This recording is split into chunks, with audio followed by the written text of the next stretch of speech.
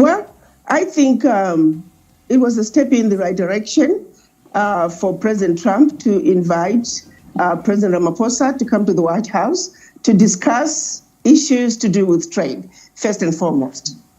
The other issues that were discussed pertaining to the genocide, I'm hoping that they were secondary to the primary reason why he went to Washington with his team.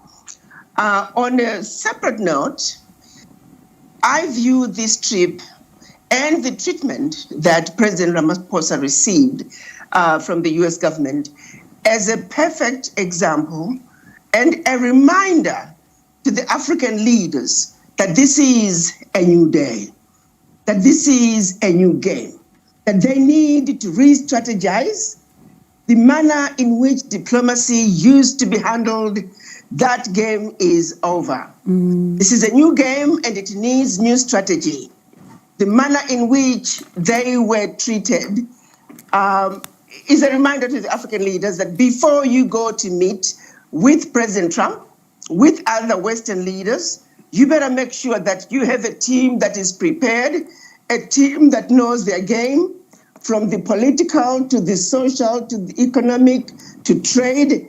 I just feel that the team that was with President Ramaphosa was not prepared for what they received in Washington. They could have done better. They were white people in the team who could have refuted what the information that President Trump had been given. When they showed the photographs of all those crosses along the road, who creates a gravesite along a highway with crosses so close to each other? By virtue of looking at it, that was not a gravesite. And yet, the people who were traveling with President Trump, one opportunity after another, they failed to refute the false information. They failed to protect the president. They failed to clarify the issues of genocide to the American viewers who saw lies being told, misinformation being shared. The people, the team that traveled with President Ramaphosa did not perform well. And if they should have another opportunity to meet with President Trump, we expect them to be better. We expect them to be more prepared. And let this be an example. And also something that the other African leaders can look to and say, should we have an opportunity to meet with President Trump, they need to be better prepared. They need to assemble their best negotiators. Because for President Trump, it's about negotiations. May the best men win. I want to get to and refute the false information about genocide in South Africa. And we should have pardon me, Doctor. When you look at what you're saying, a new day that requires new strategies, go there well prepared and be able to, state your case. How then do, South Africa, in fact, African leaders begin to do this? And I ask because there is a view that at times they go, to countries like the US with a begging bowl and simply not firm enough, not putting their best foot forward. What the African needs to realize is that President Trump is about trade. They need to see this as an opportunity. President Trump is saying, no more divide and conquer, no more regime change. President Trump is bringing in and ushering in a new era that says, let's trade as equal partners.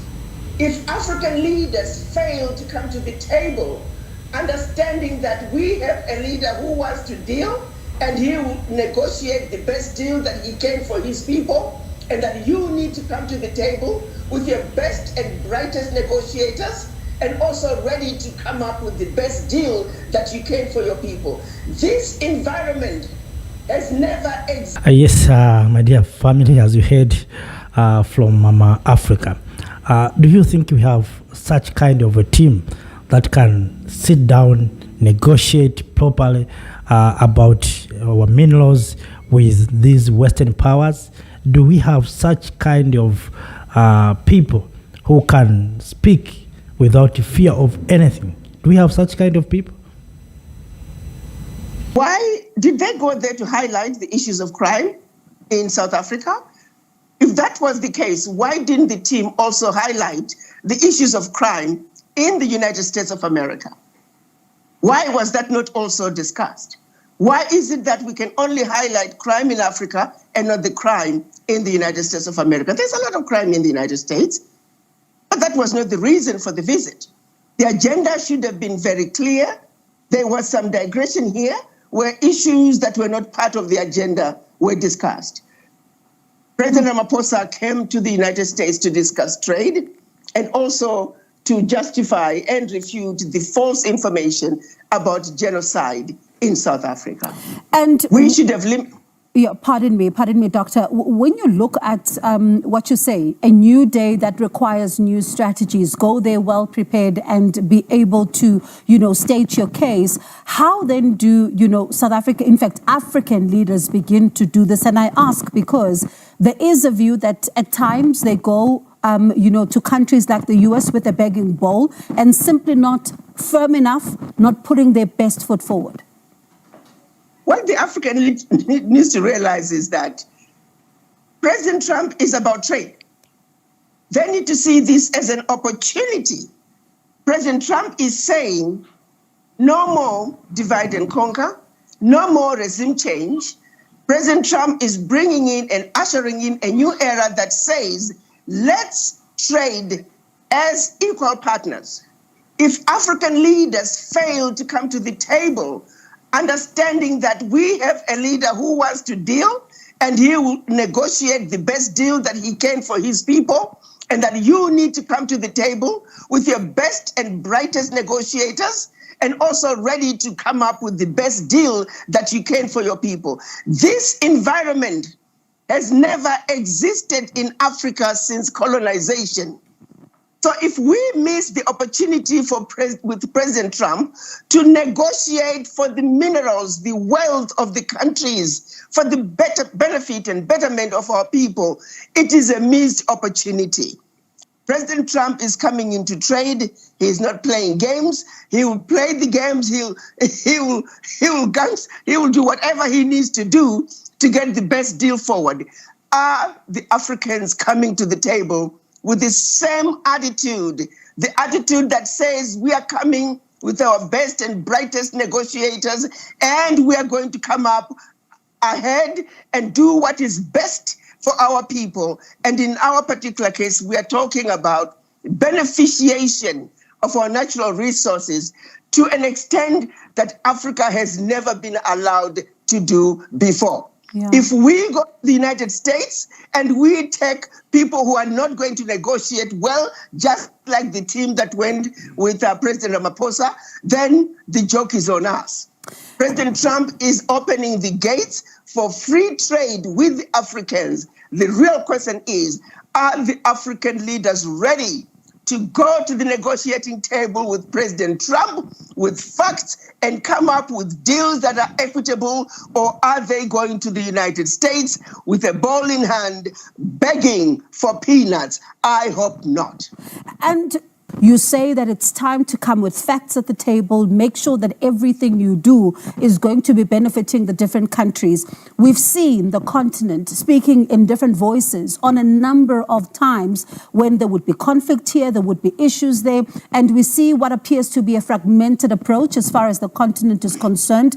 How much more important now to have the continent speaking in a voice that says we are ready, that says we are now going to be having a unified approach that is going to benefit not only our countries, but the continent as a whole?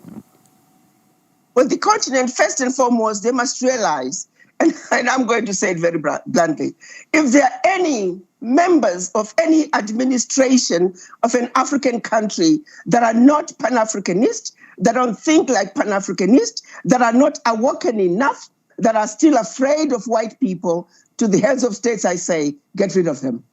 Because if you send those individuals who are still asleep, who are still colonized, they are the ones who are going to be scared. They're the ones who are going to think whatever deal is brought to us by the West is the deal that we should accept. So to the heads of states, I say, clean your administration. This moment is calling for Pan-Africanism. This moment is calling for leadership that says we have an opportunity for equitable trade with other nations around the world. We have an opportunity to begin to lead without outside interference. If President Trump stays with his agenda of trade and not regime change, this is huge for Africa. Let's not miss this opportunity. Get rid of your government administration members that are not Pan-African, because they will not make good negotiators for you. Realize that this moment is about trade. This moment should have been here decades ago after World War II. But because Europe had destroyed itself, they put in systems to steal from the developing nations, especially Africa, to rescue Europe. There was never an opportunity to treat Africa as equals, to come to the table as equals. President Trump, for the Africans, he is creating that opportunity. So if African leaders miss out on that opportunity and get lost in the bravado, the loss is yours. You owe it to the people. Come to the table. Here is an opportunity to reclaim your natural resources for the benefit of your people. You do have a view by some who are saying that, the U.S. president doesn't see particularly the country. Yes, my dear lovely family, friends, you heard it from Mama Africa, Dr. Arikana Chihombori-Quao. She's spoken very well on what she saw on the White House in U.S. when President Ramaphosa visited President Trump. All in all, Mama Africa spoken one thing that is very important, the issue of being well prepared. You know, when we go to meet someone who is in his home state, we need to be prepared, because we don't know how they are prepared. And that's why you saw that President Ramaphosa was shocked by some pictures, videos that was shown on television or on the screen at the White House. Even Ramaphosa himself, he didn't understand where is that place. But President Trump said that is South Africa. Even those who were there, who was accompanying President Ramaphosa, didn't supported him. They still are watching and keeping silence. And of course, one thing that was paining me is when President Trump said there's no black farmers in South Africa. Do you agree with that statement? But it was a time for President Ramaphosa and his delegation to tell Mr. Trump that we have black farmers. These black people are not fed by white people. These black people are being fed by themselves, by their fellow black farmers. Naturally, we Africans, we are farmers. So I think we failed, of course. We have to agree that we made a mistake. Next time, we should not allow what happened to that day to happen again. Up to that, my dear lovely family, have no more. The aim is to share this message, puff remarks from Mama Africa, Dr. Arikana Chihombori-Quao, on the issue of what happened in White House. If you have anything, please share with us. Make sure that you share this video to other Africans in the continent and those who are in the diaspora. One thing that we have in front of us is economic liberation. Make sure that you share the video, you like the video. If you're new, you subscribe so that you join the family in this movement toward economic liberation. Up to that, let me say have a nice time, stay in power, see you next time. Thank you. Thank you Africa, Mama Africa. Oh, yeah. You make Africa great. Thank you Africa. Thank you Africa.